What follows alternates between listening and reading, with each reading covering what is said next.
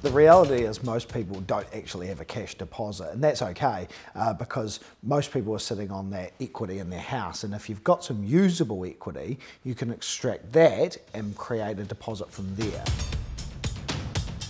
The reason I call it lazy money is because it's equity in your house that's not doing anything, and most people might have $300,000 or $400,000 of equity in their house, and if they had $3,000 or $4,000 in the bank and weren't getting a return on it, they'd be pretty disappointed.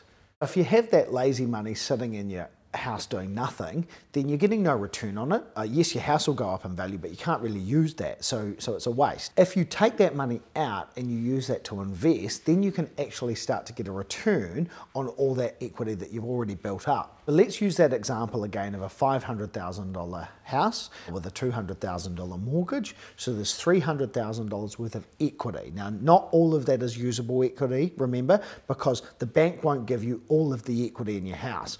So if a bank lends you 80% of a $500,000 asset is $400,000. That's what we call the bank value. So if the bank value, the maximum that the bank will lend you on that house is $400,000 and your current mortgage is $200,000, then the difference is $200,000. You've got $200,000 worth of usable equity. That's the equity that you can unlock to reinvest.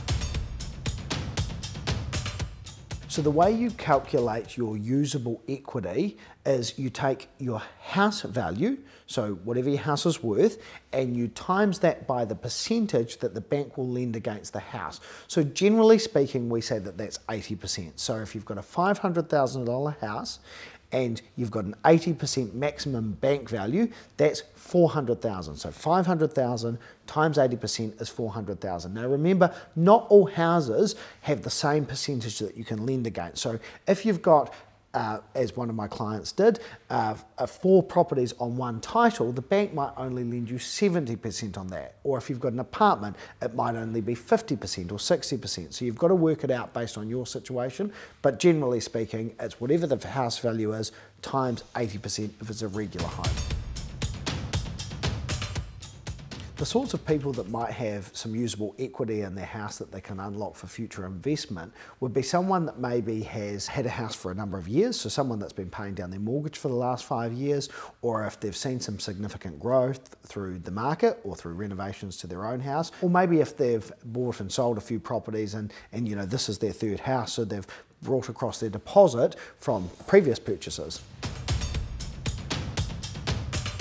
If you do use one of our tools and calculators to work out what your usable equity is and what your purchasing power is, you still need to go through the bank process of seeing if you can service this and also the bank lending criteria. So don't get so excited and write out a check for $1 million house if it says $1 million result. You still have to work through the banking process. This is just to give you a guide. So the process can change a little bit if you're using just your bank or if you're using multiple banks. So if you go into your bank and you're doing this based on your existing lender for your mortgage, what will happen is the bank might lend you 100% and have what's called a cross security. So they'll link in your investment property in your own house to the loans, your own mortgage and your investment property loan. Now, often some investors will split banks. So this is where they take the 20% deposit or the deposit from their house, and then they'll take that as a top up on their mortgage, so separate from your actual loan, but a top up to that mortgage amount, and then they'll take that to a secondary bank, and then they'll borrow the 80% from a second bank, and that way there's no cross guarantee.